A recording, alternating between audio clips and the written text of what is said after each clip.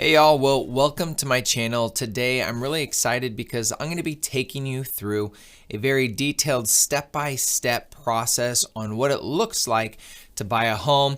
And if you're a first-time home buyer, then this is going to be perfect for you because we're going to be going over every single step and everything that you need to know to be prepared to actually get into a home here in 2022. Step number one, and I'm going to be looking over to my left here because I have the PowerPoint here in front of me, is getting connected to a loan officer and or realtor. And I'd recommend doing this by getting a referral to either one. Maybe you already have a relationship with one and you want to make sure you're careful, not just going with the buddy that just got into real estate or just became a loan officer, because this is a big deal.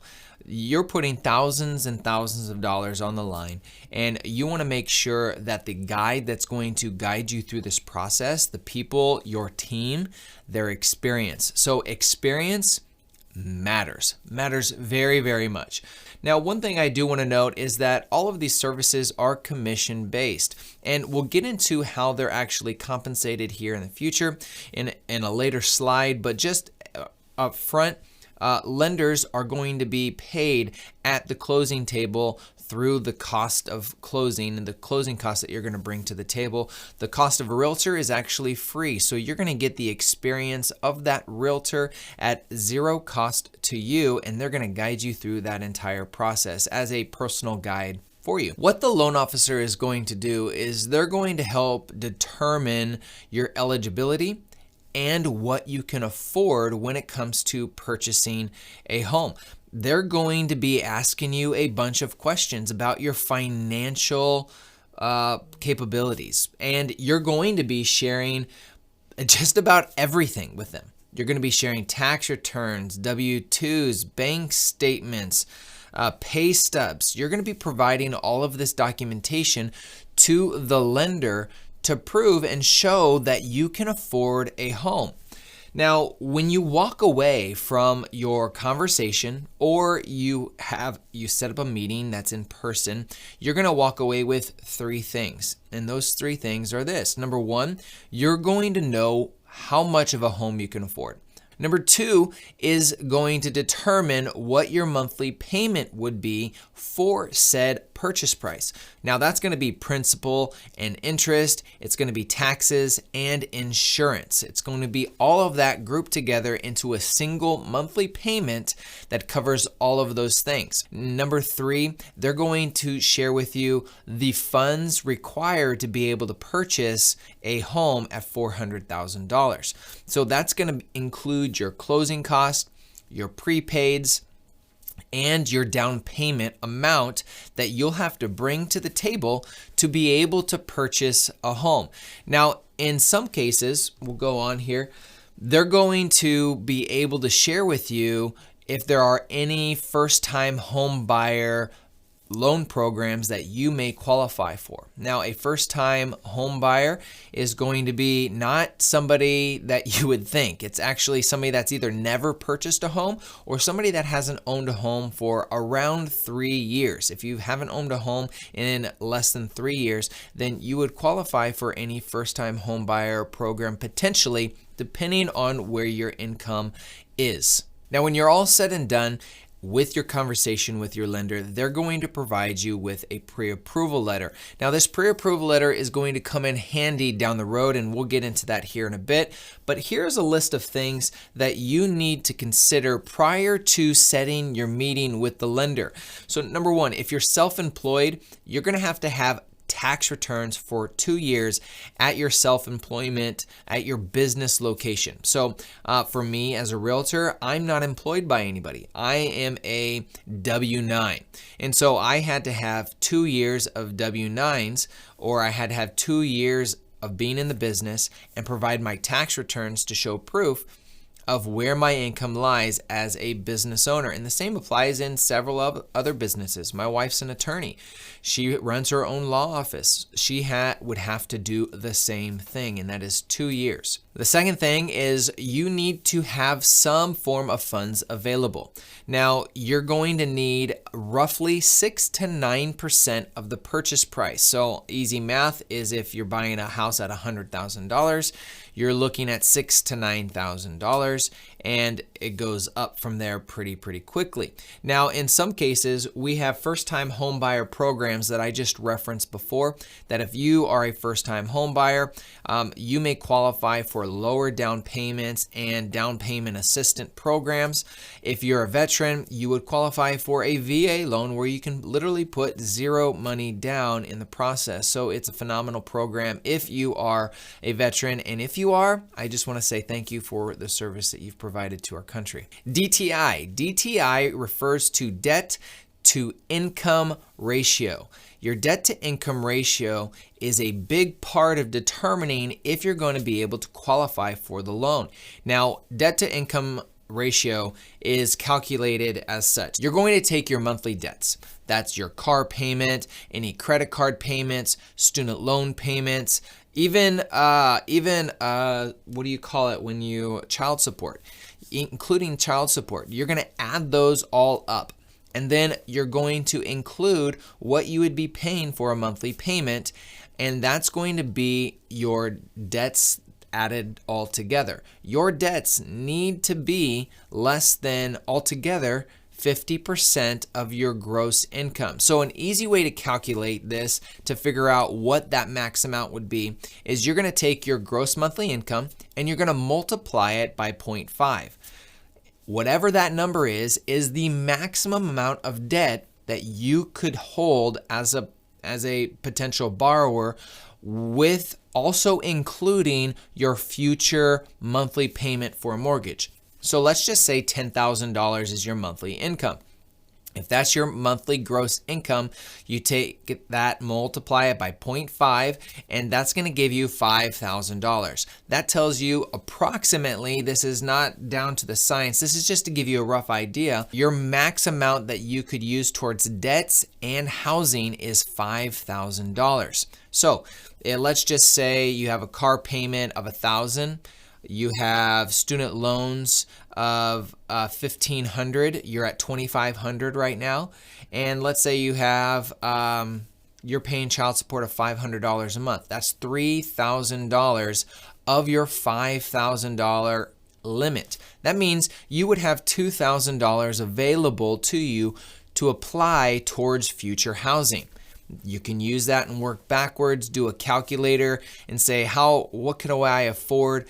What could I afford if I purchased a $200,000 house? Or if I only have $2,000 available, there's a Zillow app that you can actually download. Actually, right here, let's just say you're putting down approximately 5%. Okay, that's a good number that you would want to use. Any down payments are going to be anywhere from 3% to 100%, which is cash, but the standard I see most people is anywhere from 3 to 5%. So we're just going to use approximately 5%, and interest rates right now are around 3.5. 3.5 we'll just make. Okay, and so now you can slide this price up until you hit about $2,000 a month. So there you go. So that tells you here that you would qualify for around a $350,000 house if you had $2,000 a month available to you. Now, this is not an exact science here because your taxes are going to fluctuate and your insurance is going to fluctuate. This is just to give you an idea if you're going to be in the ballpark. And if you are in the ballpark, then you're going to want to make sure you set that appointment with the loan officer to really get down to the nitty-gritty to see where you actually would qualify. Now, let's talk about your credit score. Credit is a very, very important part of the equation as well. The best credit score that you would want to have to get the best type of financing is going to be above a 740 credit score. Now, you can qualify for a loan with a credit score less than 740, and it goes down to about 640. Below that is still possible, and I've made another video about that, and you can check out that link right here. But for the most part, most banks are going to look for a credit score that is above a 640 points. And if it's below that, it may get more difficult, or you may have a hard time finding a lender that would want to give you a loan below a 640 credit score. The last thing to consider before you set your meeting with the loan officer is bankruptcies and foreclosures. If you've had a bankruptcy, it could be anywhere from 2 to 4 years, but you would have to wait before you could actually get another loan.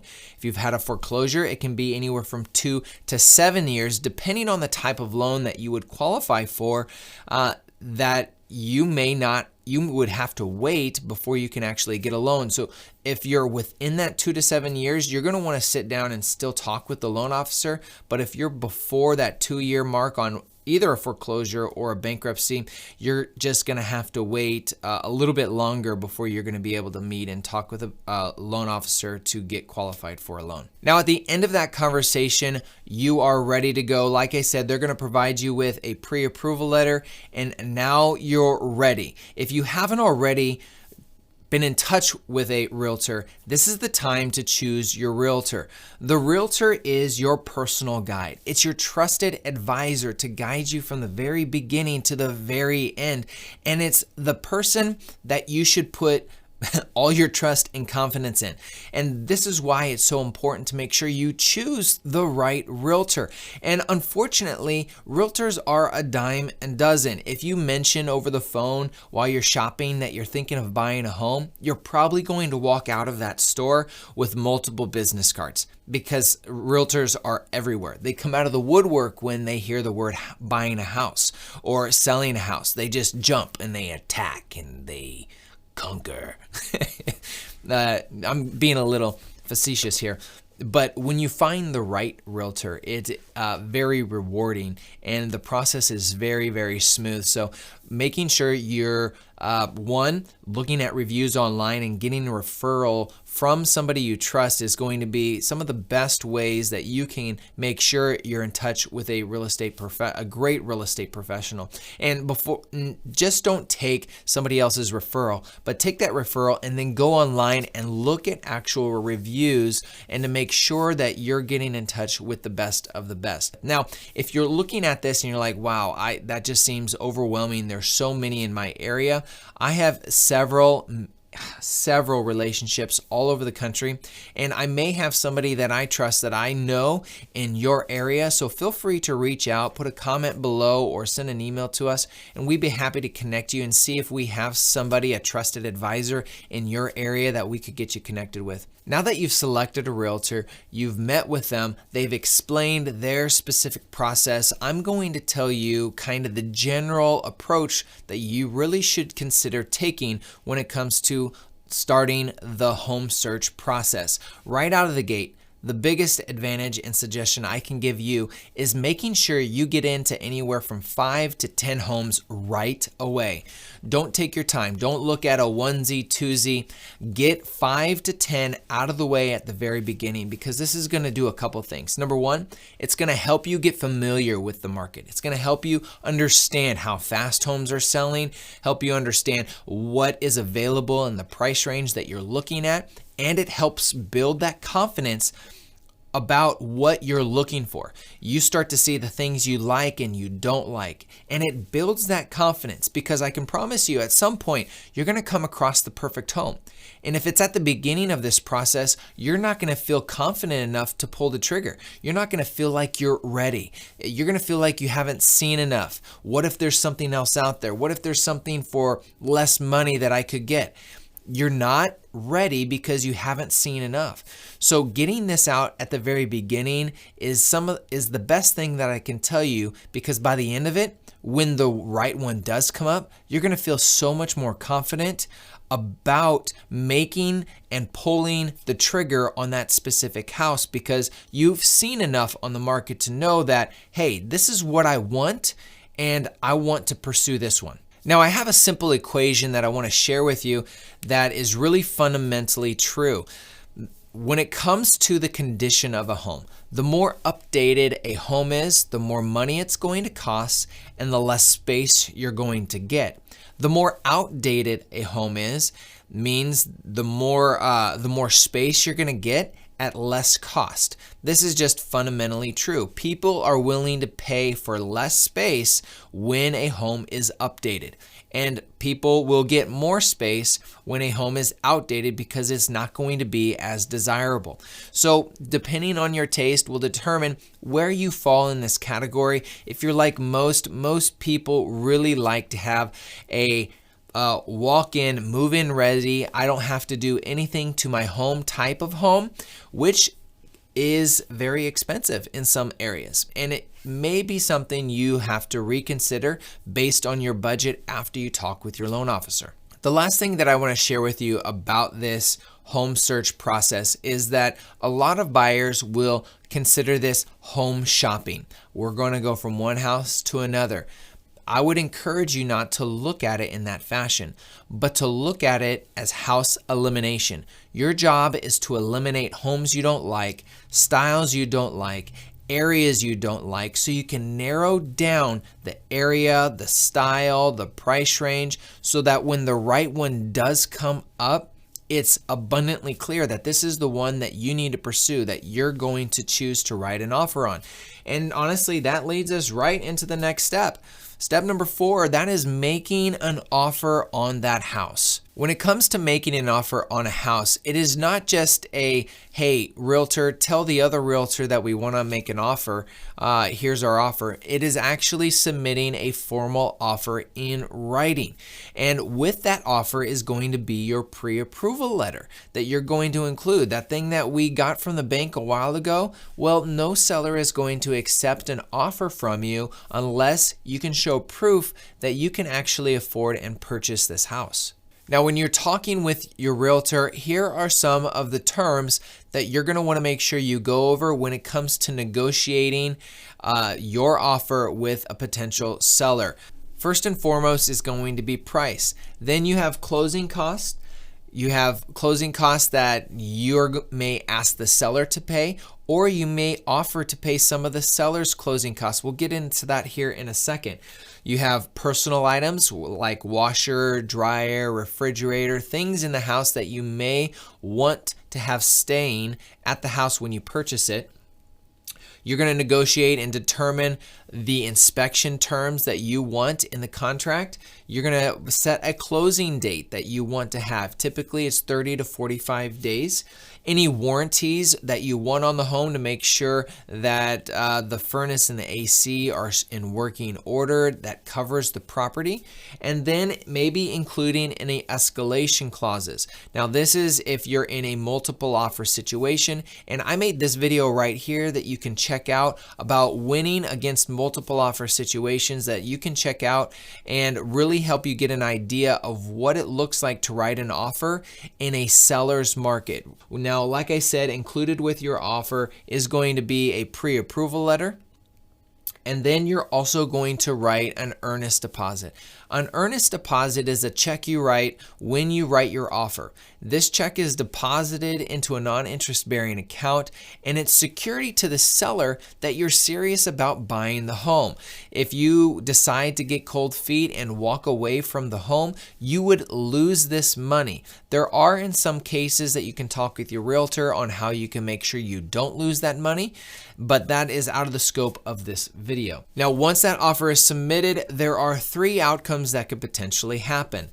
The sellers accept your offer, they counter your offer or they reject your offer. And hopefully you're not getting the rejection, but it's very common to see counters, or for a seller to basically come back and say, hey, submit your highest and best offer. We have multiple offers and we're going to be taking the highest one.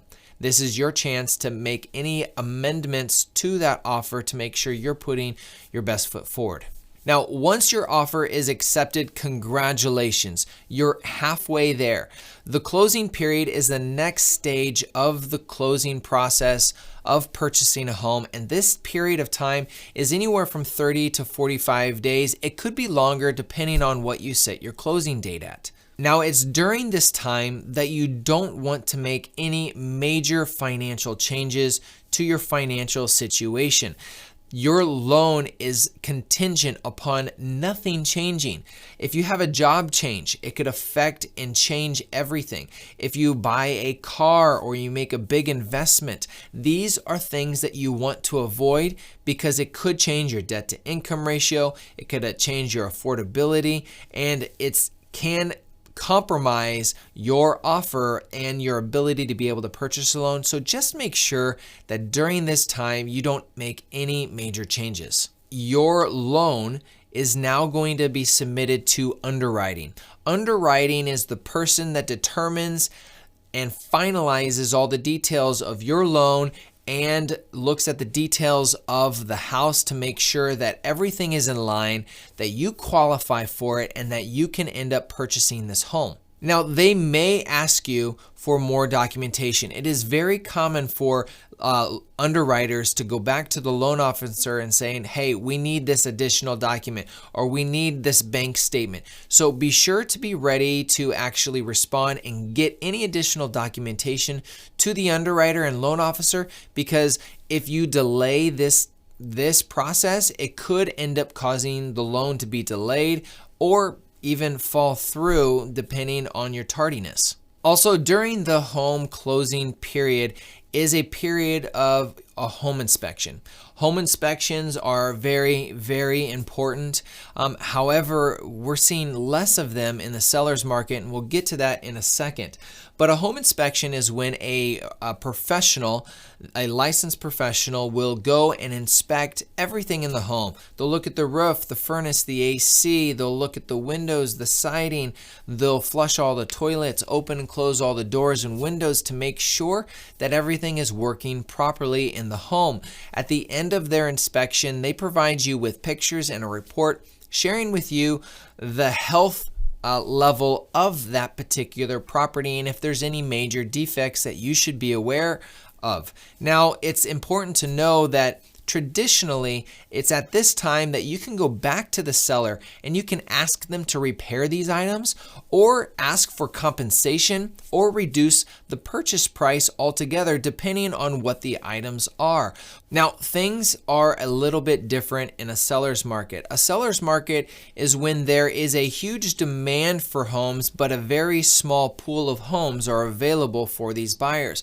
When this happens, you get competition on new homes that come up for sale. It's where you see multiple offers being submitted to the seller, and it's when this happens, buyers begin to remove contingencies to their offer in hopes that the seller will select theirs. Now, I made like that video that I referenced before on how to make sure you get your offer accepted in multiple offer situations, and those are going to be some things that you'll want to consider removing from your offer to make sure that you have a better chance of getting your loan accepted. And one of those items is removing the home inspection altogether. So it's very, very important that during this process, you're trusting the experience of your realtor. Now, I do want to make one note on appraisals. If you're getting a loan and you've met with a bank, you're probably going to have an appraisal unless you're putting a very large amount down for a down payment or if you're paying cash. Appraisals are the slowest part of this process. It can typically take several weeks to get an order in and an appraiser out there to inspect the property. Now, it's not an inspection, it's an appraisal to determine that the home is worth what you're purchasing it for. If the home is not For example, if you buy a home for $400,000 or you write an offer for $400,000 and the appraisal comes back at $390,000, there's a $10,000 gap between what you offered and what the bank is willing to cover. So either the seller is going to have to come down in price, or you're going to have to cover that difference with cash out of your pocket to be able to close on the loan. The next stage of the process is getting your clear to close. Once you've had the bank review all your documents, once you've done the inspections, if there were, and the appraisal has come back and the underwriter has finalized everything, you're going to get a clear to close. And in that clear to close, you're going to receive a closing disclosure. This typically happens about 3 days before the closing day, and it's in this document that you're going to want to review all the numbers and see the amount that you're going to actually have to bring to closing in a cashier's check.